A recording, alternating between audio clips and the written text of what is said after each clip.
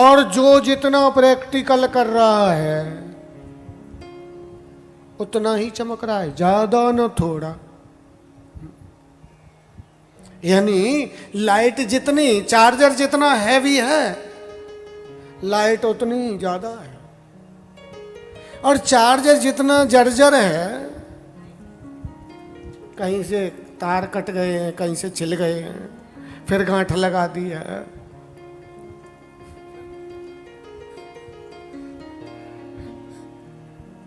वो नहीं खींच पा रहा है। हाँ, इसलिए ये चार्जर को ये ठीक ठाक यहां किया जाता है।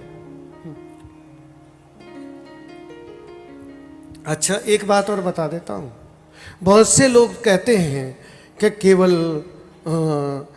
धर्म ही रक्षा करता है, अधर्म रक्षा नहीं करता है ना। भगवान की दो शक्ति हैं, ध्यान से समझना आप लोग। भगवान की दोनों शक्ति एक ही काम कर रही हैं, अलग अलग काम नहीं कर रही हैं। भगवान की जो दैवी शक्ति है वो आप लोगों को रसगुल्ला खिला करके, मिठाई खिला करके, ठंडी हवा खिला करके आनंद पूर्वक उस की ओर ले जा रही है, परमात्मा की ओर। और जो पापी आत्मा है उनको जो भगवान की आसुरी शक्ति है, जो दंड शक्ति है, भगवान की दो ही तो शक्ति है। जो दंड शक्ति है वो दंड के द्वारा। एक बार गोस्वामी जी से पूछा कि महाराज ये संत और असंत को कैसे पहचाने, कि ये संत कौन है, असंत कौन है।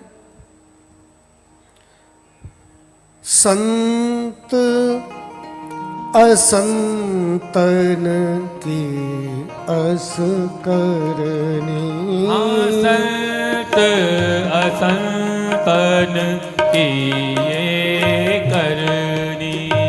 संत असंतन की अस करनी, संत असंतन की यस करनी।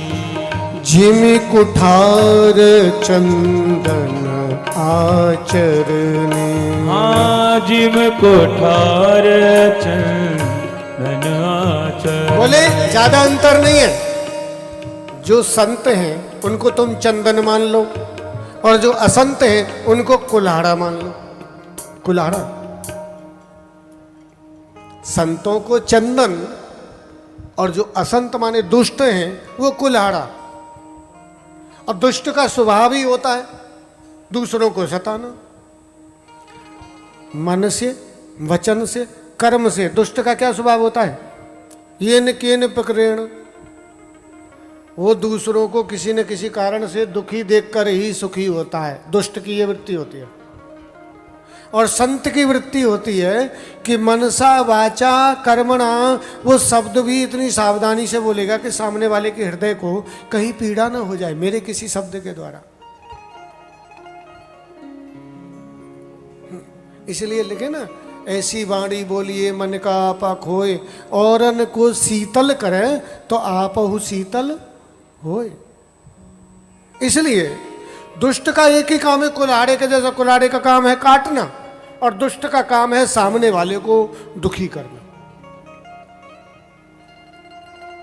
अच्छा, लेकिन वही कुल्हाड़ा जब चंदन पे पड़ता है तो चंदन उसको अपनी सुगंध दे देता है। काटई मलस मलय परसुन भाई, और निज गुण दे सुगंध, अपनी सुगंध दे देता है। ये विनम्रता है चंदन की, और ये महान गुण है चंदन का। साधु संत को कोई खल मिलेगा, दुष्ट मिलेगा, तो साधु संत कहेगा भैया राम राम जपो, राधे राधे बोल भैया, राधे राधे बोल।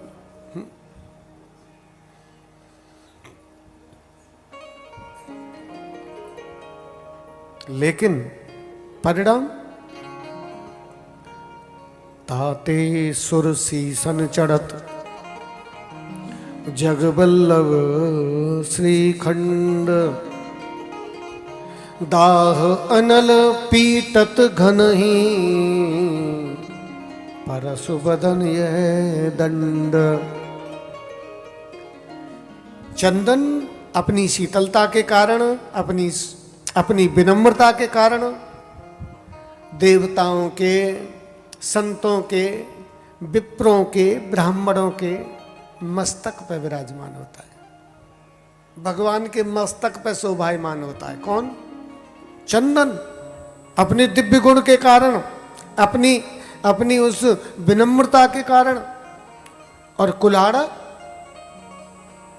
अब ये यार कम काम कर रहा है, थोड़ा लेके जाओ, इसको ठीक करा के लाओ। दाह अनल, वो जब ठीक करेगा पहले उसको अग्नि में पकाएगा, खूब अग्नि में जब लाल हो जाएगा तब घन की चोट ऊपर से। दाह अनल पीटत घनई, सेम यही प्रोसेस, ये हम नहीं कह रहे, ये गोस्वामी जी लिखे हैं। यही प्रोसेस संतों का और दुष्टों का होता है। दुष्ट तो सम्मान, संत तो सम्मान पाते हैं और अनेक प्रकार के दिव्य जीवन के द्वारा भगवान को प्राप्त करते हैं। और दुष्ट दंड पाते पाते पाते पाते पापों से मुक्त होता है। आना एक ही मार्ग पे है, अलग अलग नहीं जाना, आना वही है।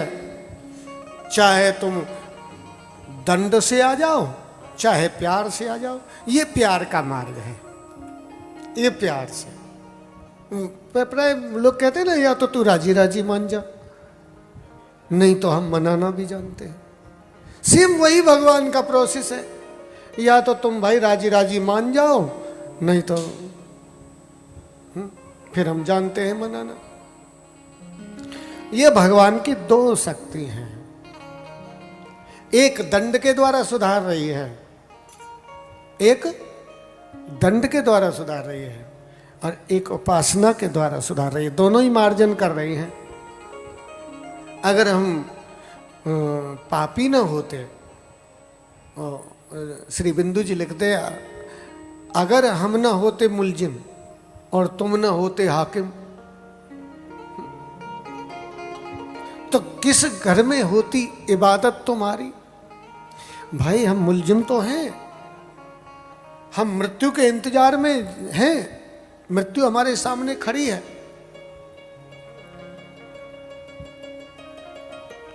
और भगवान हाकिम है। लेकिन भगवान ने कितने सुंदर बीमारी की दवाई हो, और वो भी मीठी हो। इससे बढ़िया कोई मीठी दवाई मिले तो हमें बीमारी की कोई चिंता नहीं, हम तो खाते रहेंगे जन्म जन्मांतर। दवाई कड़वी खाने में बड़ी दिक्कत होती है, बहुत देर तक मुंह खराब रहता है। इसलिए एक बार प्रेम से बोलिए राधे राधे।